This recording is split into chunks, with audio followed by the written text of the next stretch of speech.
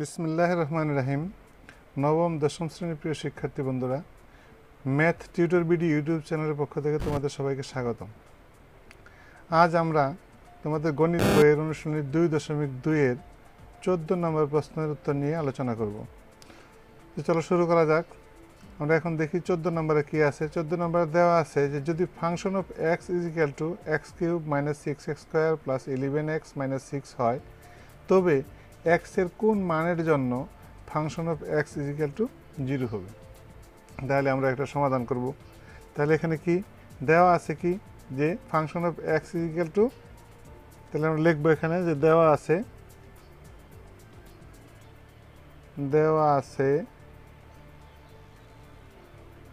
কি দেওয়া আছে যে function of x is equal to x cube minus 6x square plus 11x minus 6, এটা দেওয়া আছে।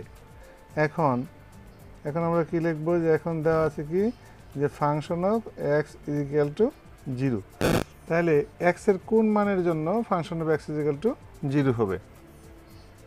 তাহলে function of x is equal to 0 বা ফাংশন অফ এক্স সমান কত পাইছি আমরা এখানে x cube minus 6x square plus 11x minus 6 is equal to 0।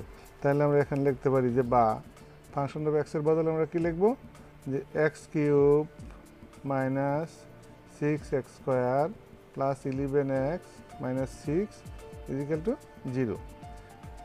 এখন এটাকে যদি আমরা উৎপাদকে বিশ্লেষণ করি তাহলে কি হবে, তাহলে আমরা এখানে লিখব যে x cube minus x square minus 5x square, তারপরে কি লিখবো আমরা plus 5x plus 6x minus 6 equal to 0।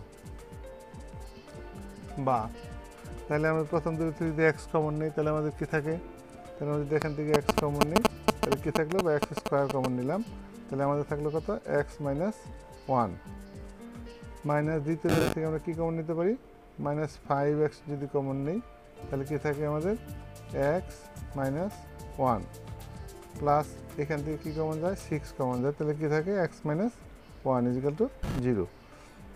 বা এই সবগুলো থেকে কি যায় x মাইনাস 1 আছে, তাহলে আমরা x মাইনাস 1 এখন কমন নিব। তাহলে x মাইনাস 1 যদি আমরা কমন নিই তাহলে আমাদের কি থাকতেছে যে x square minus 5x plus 6 equal to 0। তাহলে এখন আমরা লিখবো যে হয়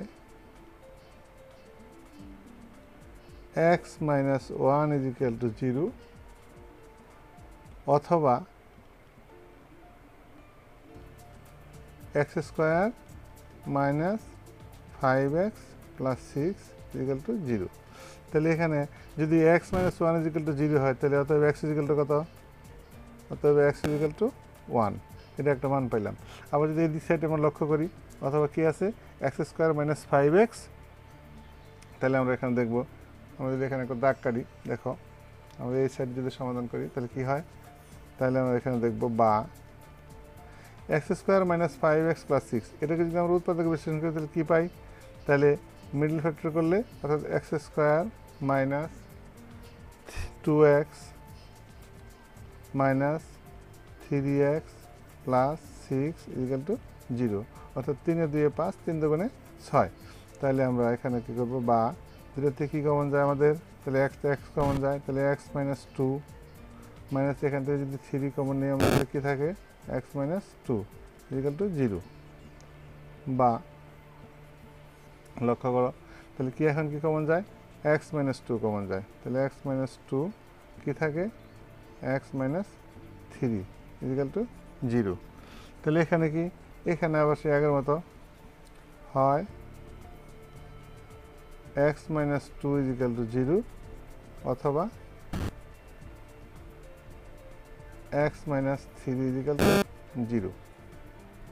তাহলে আমরা কি পাই লক্ষ্য করো, তাহলে অতএব x ইকুয়াল টু এখানে পেলাম কত 2 অথবা x ইকুয়াল টু 3। তাহলে আমরা x এর কয়টা মান পেলাম, তাহলে x এর নির্ণয় মান পেলাম 1 2 3। তাহলে আমরা লিখব যে নির্ণেয় মান। অতএব আমরা লিখব যে নির্ণেয় মান হচ্ছে কি x ইজিক্যাল টু, হ্যাঁ, নির্ণেয় মান লিখব আমরা যে কত, x ইজিক্যাল টু 1 বা x ইজিক্যাল টু 2 বা x ইজিক্যাল টু 3। তাহলে এটাই হলো আমাদের নির্ণয় মান, এটাই হলো আমাদের আনসার। আশা করি বুঝতে পেরেছ। যদি ভিডিওটি ভালো লাগে তাহলে অবশ্যই একটি লাইক দিবে এবং বন্ধুদের মাঝে শেয়ার করবে। আর যদি এই চ্যানেলটি ইতিমধ্যে তোমরা সাবস্ক্রাইব না করে থাকো তাহলে চ্যানেলটি অবশ্যই সাবস্ক্রাইব করবে এবং পাশে থাকা বেল আইকনটি অন করে দিবে।